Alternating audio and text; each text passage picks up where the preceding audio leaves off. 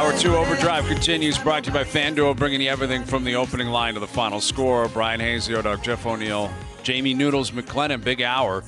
Grady Dick will make his debut on this show. He's been up in town since Friday. He was at the Jays game over the weekend. I want to ask him if he was thinking about throwing out that first pitch.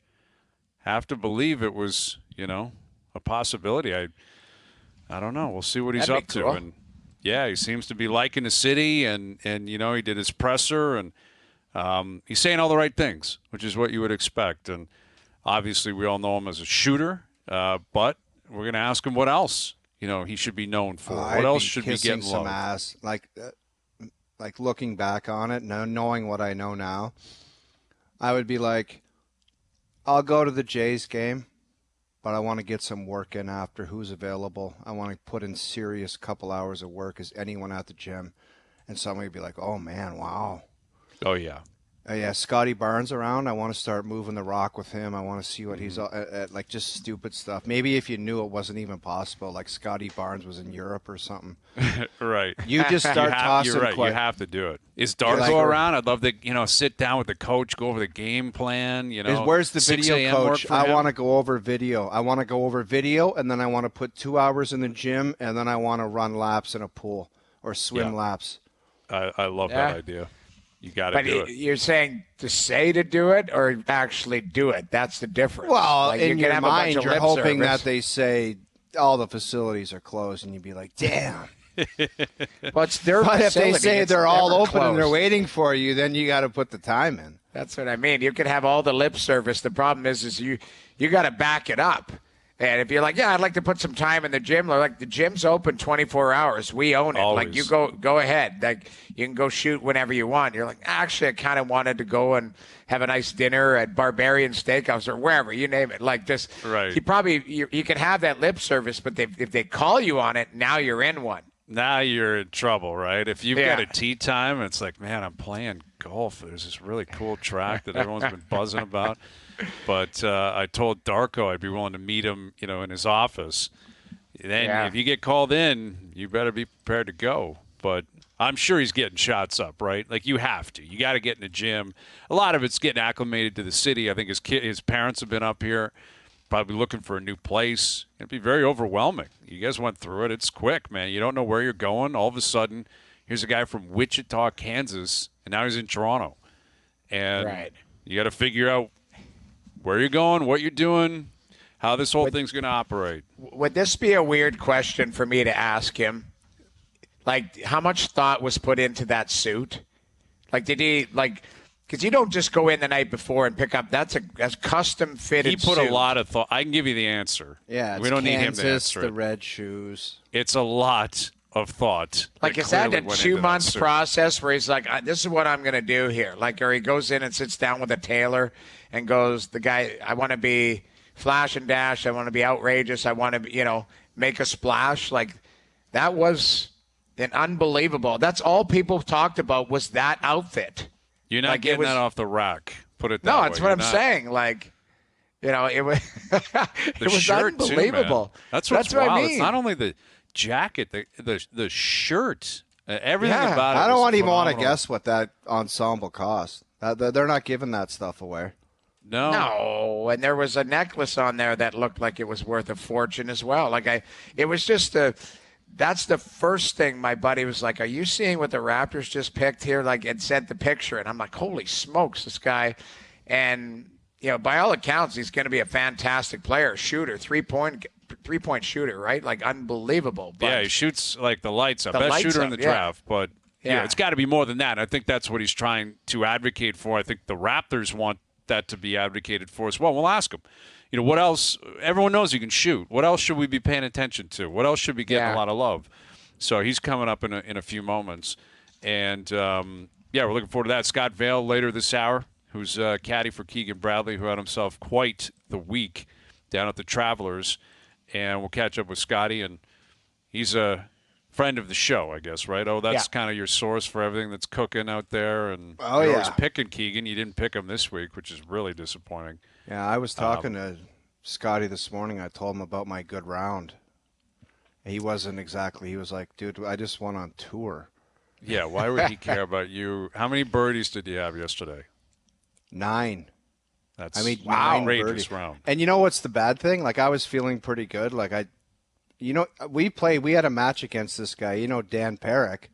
Yep. He shot 1 away from the course record this morning. Congratulations. Wow. 63, Dan Perrick at Weston. 63 at Weston. Wow. That's incredible. And he's a financial dude. Doesn't hit a ball on the range. You've seen him play golf. Right, he hits like a stinger 3-iron all over the course. Yeah. He's 63 today. That's absurd. I know. That's just a guy who could. That's a different level of playing, clearly. But obviously, Scott Vail has seen that because as good as that guy is, Keegan Bradley and everyone else on tour are significantly better. So, Scotty's coming up later this hour. We were talking in the previous segment about everything that's kind of moving and shaking throughout the NHL and how the Leafs are relatively quiet. And everyone's got a take, though, on contracts that have not been negotiated, have not been signed, and will not kick in for another year. Like, that's the thing about the Matthews-Nylander situation is next year they're still on the same cap. Matthews is at $11.6 million. Willie's at $6.9. So I think that's actually beneficial for the players that you get it out of the way with. It's going to be a big number, right? Let's say they sign both guys. They're both going to be big numbers. But it won't kick in for another. It'll quiet down by the time they actually kick in. Right? Like the benefit of signing a year out, it's almost like it'll quietly just show up on Cap Friendly. Oh, that guy's making that kind of money now. Well, hold on a second. That's a little bit different.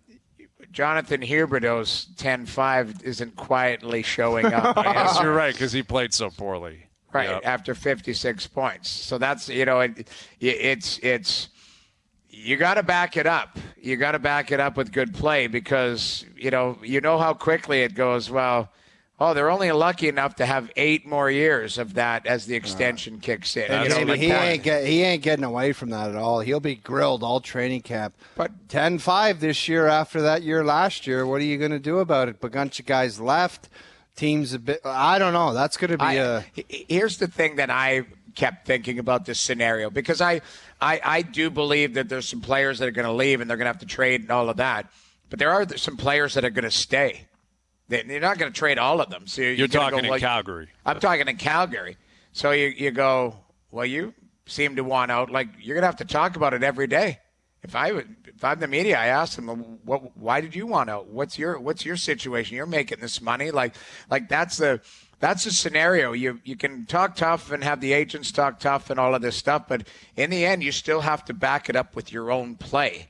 And well, if you're on contract there, you got to play there. Like, it doesn't matter if it's leaked out that. And it's not that this is what another part of the trend in the NHL with these situations, guys a year out. It's passive aggressively demanding a trade, right? Because they're not actually saying I won't play. They're saying I won't sign a year from now. Yeah. So it just makes it awkward for everybody. And they're trying to spin it as, well, we're actually doing you a favor. It's probably in your best interest as opposed to me walking for free. And you just simply cannot operate like that where you let everyone go. Right. You can't. They did it with Tkachuk last year. They were always going to get a haul for Tkachuk. But there's going to be a player that comes up that they're not going to get a haul for. Sure. Right? Like, it's Michael Backlund's probably a good example. Backlund's a good player. You're not getting a massive haul for him. Right? No. It's, like Lindholm, you get a good Michael price. Michael Backlund's, I think, a UFA anyway. Yeah, he's he'd be he's different 35. then, I guess. But the point being is there are going to be guys who want out that are a year away. Yeah. You're like, sorry, pal, we're just not going to get that much for you. Like, because you've made it known that you want out is part of, like, people think it's this big advantage when they do the team a favor and say, hey, I wouldn't mind getting out of here. Once it goes public, teams aren't going to say, oh, we're dying to get that guy now because they know you're under the gun to make a deal. Right. That's a good point, too. Maybe that's what teams need to try to get to the players. Say, listen, we can possibly work something out, but the second it gets out, we're screwed and we're going to screw you. Well, you got to let us be stealth here and pretend like we want to flip you for some reason. No kidding. But that's the agent's work because they're calling up Dregs and Company saying, if you're on the radio today, maybe make it known that this guy, so then everybody's kind of under the gun a little bit. Very valid. And it does appear to be the way things are operating right now. It's the Wild West, man. And out there, you were just there, Noodles. Doesn't sound like it's overly positive scene right now. But sounds like it's been a positive, 3 or 4 days for our next guest who's making his debut on this show. And Obviously, we were introduced to him for the most part on Thursday night. The Raptors took him with the 13th overall pick. He flew up, I think, the next day. He's been all over town. He was down at the Jays game over the weekend, introduced today, and, again, making his debut here on OverDrive. The newest Raptor joining us here on the Maple Toyota Hotline. Here is Grady Dick. Grady, how you doing? I'm great. How are you? We're doing really well, man. How are you getting acclimated to Toronto? How are you finding the city? Oh, it's been easy, but I love it. It seems like 2-3 days, couple little walks with my parents, and just taking it all in. Meeting really nice people and eating at some good spots. So it's been great. Yeah, we saw you down at the Jays game over the weekend. We have we've got a theme on the show. We break down first pitches all the time, and I don't believe you threw out the first pitch. But I'm curious. Okay, how do you think that would go for you? Like, if you got offered to throw out the first pitch, would you have declined that invitation or taken it up? Oh, I would take it. I used to play baseball. So okay. I'm looking forward to it. So you think you'd throw a strike? Oh, yeah, of course. All right, because if you don't, man, just to break this down, it could have got ugly on this show. Like, we're hoping you're a great Raptor, but if you don't throw out a good first pitch, man, you might have taken some heat here. And no, don't have to worry about that. Okay. Well, you mentioned you're an athlete growing up, obviously coming out of Kansas, and everyone buzzing about your ability to shoot the ball. But I'm curious what other part of your game or other parts of your game you think should be getting more love right now. Yeah, I'm just excited to go out there and just show my overall versatility with the spacing of the NBA floor compared to college. Where I'm allowed to do that, and with the open floor, just if I've made a couple of threes, a couple of shots, kind of get the defense in the air with the pump fake or something, and that allows me to kind of go to the rim and then show the athleticism, around the rim, above the rim, everything like that I can kind of provide for a team. Grady, I'm sure they didn't want to overwhelm you with that stuff. They wanted to welcome you to the city, let you walk around with your parents, do whatever you got to do. But how much kind of X's and O's were talked about? What your role is going to be? Where, when do they want you back? Go home, spend the summer. But how much of that was talked about, different things on the court and actual basketball stuff instead of seeing the city? Yeah, the main thing is just kind of seeing the faces behind the names and different things like that. Going to dinner with the new coach Darko and the staff and all that good stuff. But I think the kind of cool part of it was we're doing all that, but at the same time we're still getting work in with Coach Darko, personally on the court, putting me and Marquise through a workout and different things like that. So it's kind of cool when you have a head coach that goes out there and does that and takes kind of priority in that and just kind of trying to build a team off early, and definitely allows me, coming in as a rookie, to kind of see that and just build a really good culture all the way around. Grady, what current or former player do you idolize or model your game after? I've talked a lot about, I like to watch a lot of old film and just highlights of Reggie Miller, his mechanics, the way he moves around the court, and the guys if you're a good shooter or you want to be a good shooter, definitely watch Steph, one of the best to ever do it. And then, more of my game and kind of my body type. I watched a lot of Klay Thompson. And just, the way they use really kind of the fundamentals of shooting. Like I said, the way they move around the ball, and then just their conditioning really underrated, that I'm doing a lot of in these workouts of just running up and down the court, getting exhausted, but still shooting a high volume of shots. So you're out there on the court with the coach, Darko. How did you find a way to be comfortable doing that? I would imagine after all that's gone on, it's a busy week, just to feel kind of relaxed and normal and just let your talent kind of come through, because nobody in that situation wants to make a bad first impression. What were your nerves like in that situation? There's no really any nerves. I mean, it's all really just excitement and just the excitement of being out in a new city and for a new NBA team, and kind of just realizing, this is my goal and this is my dream to do this, and I'm finally here. And at the end of the day, just reminding myself it's basketball. It's the same game I've been playing since I was little. So just going out there and trying to just show Coach Darko and show the team what I can provide, and kind of that selfless behavior of just kind of, as I was talking about with Coach Darko, just trying to build that culture and foundation, early to really have that team when they come in to, kind of bring us together and hit the ground running. We're chatting with Grady Dick. So the Raptors end up taking you at 13. So now we look back on it. Clearly, you were very high on their list. But throughout the process, the combine, the interviews, the season, did you have any inclination to believe that the Raptors, if you were there at 13, they were going to take you? A little bit. I mean, I had a workout with them like a week and a half before then. So they were one of my last workouts last city. I got to visit and just, talking with them. Actually working with Coach Darko back then too when he first got in, and so a little bit, but it was kind of funny, when they selected. Usually you might get like a call or agent might, get a call and they let you know kind of beforehand what the time's on the clock, and I didn't get any of that. So that's just kind of their, after talking to them, that's kind of their way of trying not to let anything get out, and that's just what they've always done. So I didn't really, get anything till, the time ran out, and then some cameras started coming to my table. I was like, oh, this might be me. And then said my name, and I was beyond grateful. And all that, those raw emotions came out. Right. Well, in terms of the way the Raptors operate, have they indicated to you that that's how you're supposed to operate now too? As in what? Be careful what you say, maybe don't leak stuff, like how that's kind of, like you said, they operate differently than other teams. Nothing gets out. Oh, yeah. What kind of marching orders have come from the team on that front?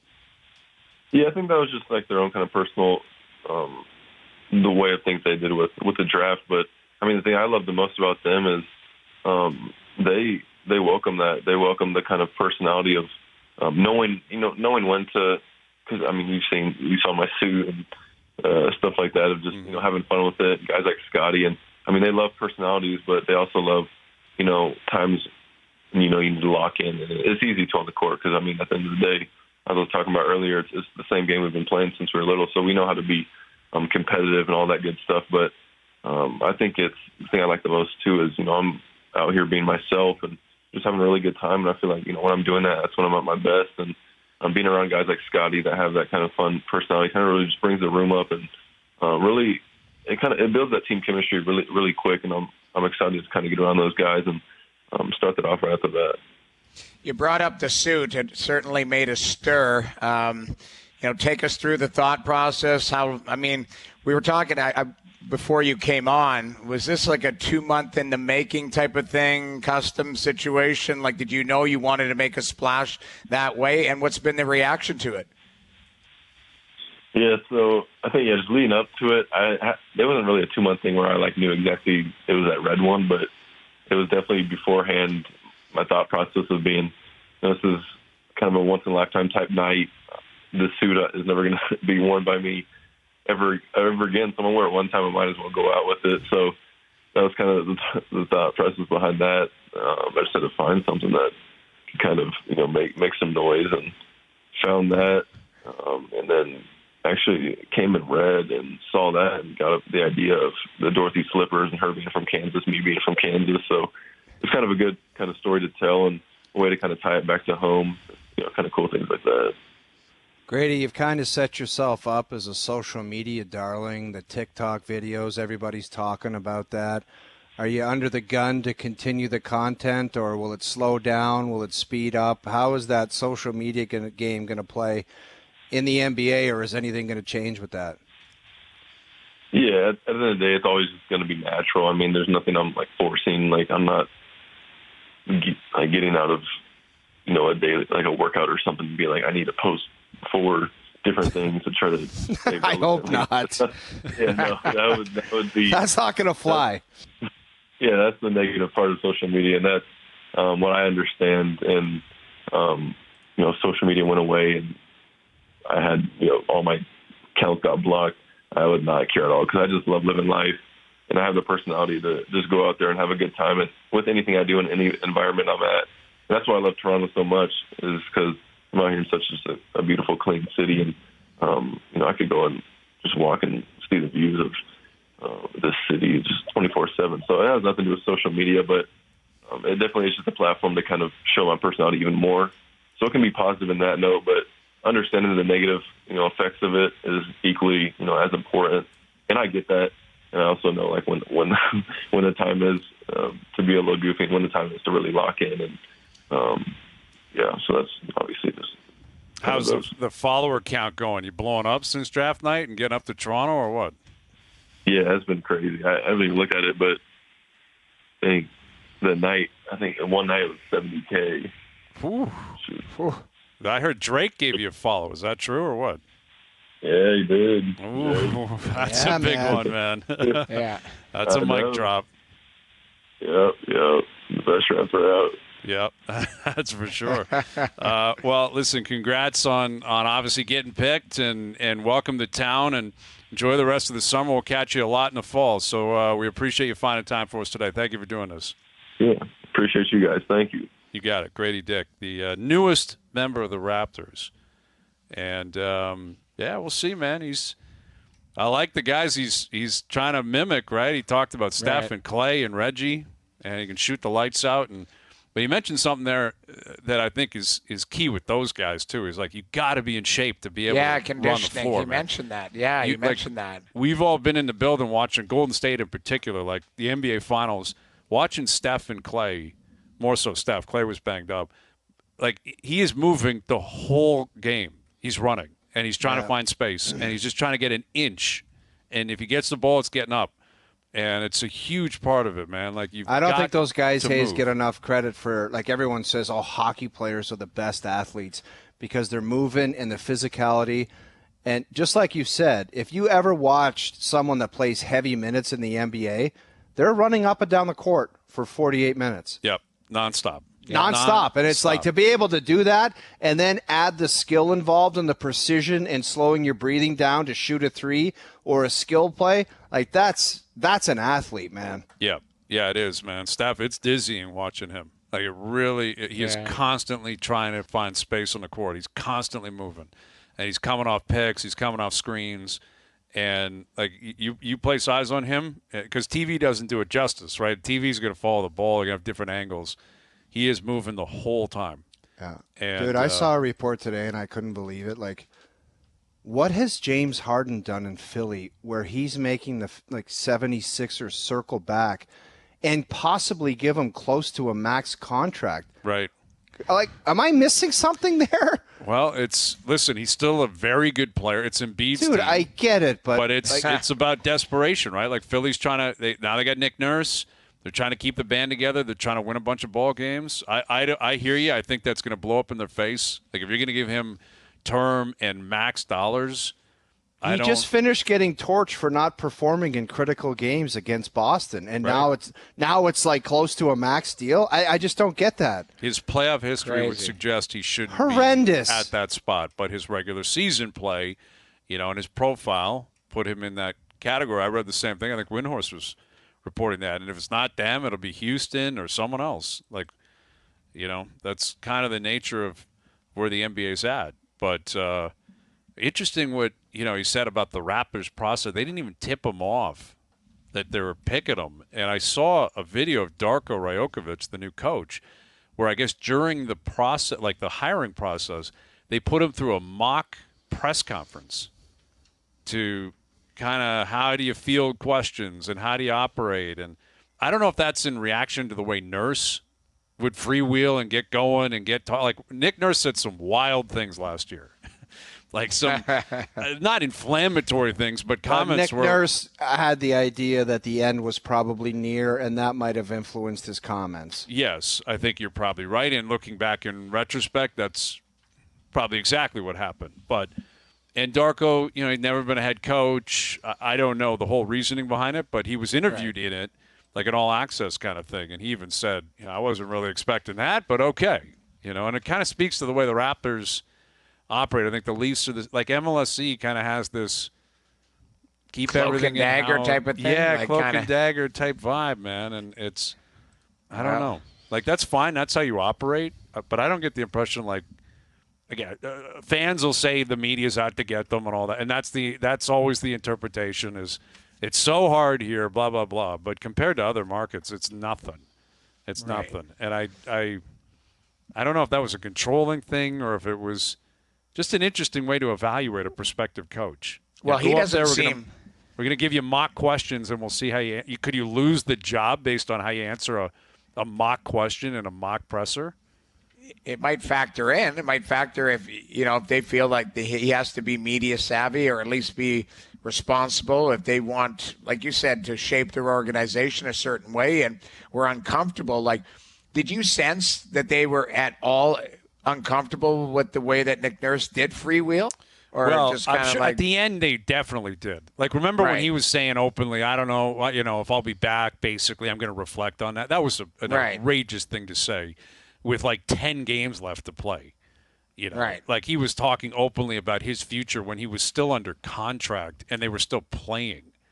That, Yeah. I think, really bothered people. And Messiah effectively answered that after the season. Remember, I'm paraphrasing, but I think he basically said Nick should not have done that. And Yeah. Nick regretted that. But, it was a different situation. Nurse had been here for a long time. Nurse was a little bit more laid back. I don't know. It's just an interesting behind-the-scenes kind of thing. Like, I found that intriguing that they're running a prospective coach through basically a mock presser. I think you're trying to overthink it too. Like, if the guy's a good coach, what do you care how he handles the media as long as he's not a lunatic? Like exactly. I find that think you're goofy, to be overthinking honest it. with you. Yeah, that's overthinking it, man. I'm sorry. Yeah. Like, it just, you can try all these different things, but I don't know if a mock interview in a room with a bunch of people is going to be, well, that's our guy because he handled it well. How many times have we seen coaches that are good politicians? They say great things, say a lot of things, but they don't get the results on the field, on the ice, on the court. Like, I only have one question. Can you unlock the potential in Scotty Barnes and speed him up compared to what he did last year? That's all I care about. Yeah. Can you coach? Can you make us a winning program? And that's beyond it. that, let's have respect for the position, the role, the people around you, the media, the fans, etc. I would have refused the other thing. And I'm not kidding. Wow. I would have said, I'm not doing that. It's ridiculous. Well, again, Darko, what I saw was, he handled it, I think, really well. He didn't take it as being disrespectful at all. Teams do different things. It's kind of like the player interviews before the draft where some teams ask ludicrous questions to players. And other NFL teams don't. especially. The NFL, there have been a lot of reports of some of the things that have been said in that room that are downright insane, ignorant, and insane. Yeah, that should simply not happen. So, That's true. Teams operate differently. But Dave Poulin coming up just after 6. Pooley will join us on some of the moves in the NHL today, over the weekend, and what else we can expect leading up to the draft. We got the awards tonight, which I don't think anyone is bracing for anything. It's going to be McDavid, Montgomery, Ullmark, probably Carlson, probably Beniers, right? Yeah. Like, everyone knows who's going to win the awards, we believe. But we'll get into that with Pooley. OverDrive continues, TSN 1050 and on TSN 4. All right, Scotty Vail coming up at about 15. My boy Eddie Olchuk had himself a great weekend. A great weekend. How great. So last weekend he competed in the Hawthorne Invitational, where some of the best handicappers in the sport go head-to-head for more than $50,000 in prizes. We're talking horses here, right? So a bunch of big cappers get together, and they basically battle it out to see who's the king of the county, who's the best capper of them all when it comes to ponies. And I believe in Eddie Olchuk, right? Eddie's been doing this a long time. We love Eddie. Yeah. We love Eddie. And Eddie won the whole thing, including $62,000, $62,000, thanks to an epic wager on 80-1 long shot Command Central in the 7th race at Hawthorne Racetrack on Sunday. We have some video, some audio. You guys want to hear Eddie? Because it's a little bit muffled, but the guy who's going nuts, that's Eddie. You guys ready? Yes. Yes. Right behind him is solid country gold fin sun race. Continues to rally on the outside. Around the turn over the stretch, solid country gold comes up to make that Command Central the leader. There he is. He's Kramer. He's Kramer when he's coming down. At the OTP.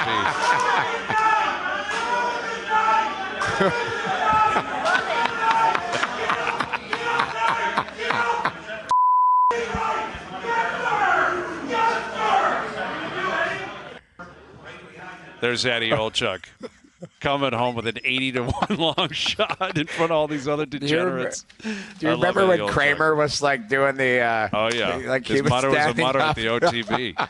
That was Eddie O. He's just going nuts for Command Central. Get home. I think he's yelling, "Get home! Get home! Get home!" There's nothing better than a big pony bettor yelling at a horse. Yeah, and by the way, his final comments, we apologized if those were supposed to be bleeped out. There may have been, I hadn't thought of that. We sent the tape in, and maybe it wasn't actually appropriately edited. So apologies. That's fine. Looking back on that. But we all would have said that if we won $62,000. 62 on an grand. 80-1 horse. What a call by Unbelievable. Eddie. What a call by Eddie Olchuk. Like, he is so jacked. And, like, in the article I read, it's like, I don't think he ever reacted to a goal like that, right? Like, he may have scored an OT winner in the playoffs, and then he's like, all right, let's go home. Meanwhile, Command Central, Eddie is going ballistic. The Hawthorne Invitational. Can you imagine some of the characters in that Dude, spot? if you went to a track like in upstate New York, like, and you just said there's some races going on this Saturday, Eddie, do you have any thought? He would give you, like, he would rip off a little sheet for you. Yeah. Yeah. There isn't a track around the world where he couldn't give you some sort of intel. Give him an hour, maybe. But he'll come back to you. He'll talk to, like, 3 different, jockeys or and, trainers and a couple of owners, and he'll give you the details. What a call. 80-1 long shot, Command Central. Eddie Olchuk. I just the best of the like best. him sitting there. Yeah. Did you see how excited? At first, it was like, okay, maybe there's a chance, and then he stood up. That's when he knew he was in it. When that thing was getting downtown, he knew he was home. He was so fired up. Yes. Like them coming around the final turn, he was still sitting there pretending to be composed. And then when he realized that there is a horse who is coming home, Eddie, right there, looking at him, he's like, okay, a little clap and a stand-up. And he's like, this is go time, Command Central. And now he is going nuts calling for that horse to make it home. Get home. Get home. I love it. It's the best. Everyone else is just standing there. Right. I love it. 'Cause no one else put money on that horse. It's an 80-1, and Eddie had the cap. He's the king. I love Eddie Olchuk. Greatest. All right, we got to get Eddie on probably later this week. We have full breakdown. Absolutely. Dave pulling in about a half an hour. We got Jonathan Osorio in an hour. So TFC, a lot of turmoil there. Bob Bradley's out. Canada Soccer, they might be going bankrupt. John Herman was speaking on that again today. So we'll catch up with Osorio in about an hour. But Keegan Bradley just won the Travelers. Scotty Vail has been his caddy for a long time. It was a very lucrative afternoon for Scott. He will join us next. All right, Scott Vail will join us here in a moment. Seems like there's a new player in the NHL trending on Twitter every 5 minutes. Right now, looking at mine, I've seen Tom Wilson trending, Pierre-Luc Dubois, see Milan Lucic. Actually, Dubas is trending for some reason. I'm not sure what Pittsburgh's up to. They hired someone today. Dubas, Marner, Nylander every day. Yeah. I don't know why I started looking at that, but I wanted to see. There's no way he's trending again. Every day. It's like a Leaf thing. Tavares randomly will be in there. Tavares. Like on a Wednesday of a nothing week, Tavares. It's insane. It is weird how the algorithms work. And it is, but then you look at the tweet and there's nothing about like John Tavares. That's how I don't understand how it shows up in trending. It's somebody from Italy named I know, Tavares. but is it Twitter machine getting a dummy like me to click on it? I don't know. I don't know either. I mean, because I'm always, when I see the thing trending, Hayes, I'm like, something's juicy's going on, and then I click on it, and then it's like, yeah, Rick Tavares in Italy had made a what? I don't know. It's just, it never comes to fruition. Someone saying, "I love John Tavares." Hashtag Tavares. It's like awesome. Like, okay, good for you, but why is it trending? What is happening today? Like Pierre-Luc Dubois makes some sense, right? He's going to be flipped. Sounded like it was moving towards L.A. Maybe it's moving back towards Montreal, but something's going to give there. Lucic is a free agent, and reports are going to come out daily probably who he's going to go to, who he's going to talk to, who possibly would want him. But guys with like lots of term that aren't going anywhere, not sure why they'd be trending on a week like this. And Tom Wilson's got term, but maybe he's available. Maybe Washington looks to flip him. If he does, I'd certainly be calling. But Oh, yeah. Tom believe that Wilson's when I see it. trending because apparently somebody came out today and said he thinks there's a possibility of Tom. It's all, I don't know. I know who said it, but I don't know how much validity is involved with it. like speculation on him being available or something. To going that. to Ottawa or potentially Ottawa, who knows? Wow. I think that's what the beauty of this is, and I know I'm promising it, and I hope I don't come up short, but I think there's going to be lots of movement. I really do. I don't know why. Big players, you're putting your name on that, Noodles. You're calling it right now. Big named players. So if Tom Wilson got traded, I would think that'd be significant. That's big. Taylor Well, Hall imagine being moved people is big. thinking that Tom Wilson was not going anywhere, and then they're just, I bet you a bunch of people would be picking up the horn. Yeah, Absolutely. Yeah, I'd be in on that. If I'm Toronto, I'm in on that. If I'm Ottawa, I'm in on that. There's a lot of teams. If I'm Edmonton, I'm in on that. Like, you got to look at all these teams. Coming off an injury-riddled season, but he's still a beast. He is a beast. I bet you Scotty Vail would like to see Tommy Wilson in a Leafs jersey. You think he'd support that idea? Oh, yeah. Well, listen, he's probably one of the happier guys going right now. Right, his guy Keegan Bradley basically ran away with the Travelers. You know, the back nine didn't matter what was going on. As long as he got to 18, it was all good, and that's precisely what happened. Big Leaf fan, and he's been on the bag for Keegan for a long time, among other players. Here's Scott Vail back on OverDrive. How you doing, Scott? Let's go, Tom Wilson. You support that? You support that idea, huh? I love it. How you boys doing? Not as good as you. How was last night, bud?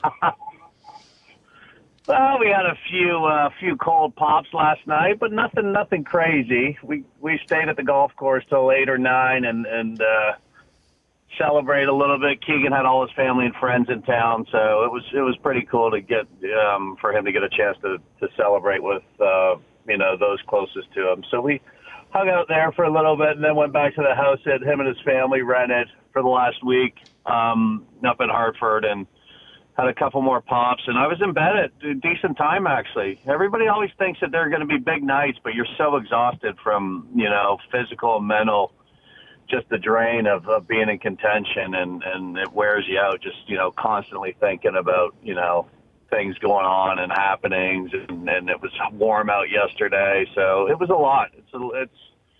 It takes its toll on you. Well, in terms of that party afterwards at the course, like how could you stay there all night? What are the rules about the PGA, the clubhouse? No. When do they kick you out? Yeah, when do they say, here's the bill, basically, and you got to go? They were pretty much kicking us out at about 9. We were allowed to order food, and Keegan did his media.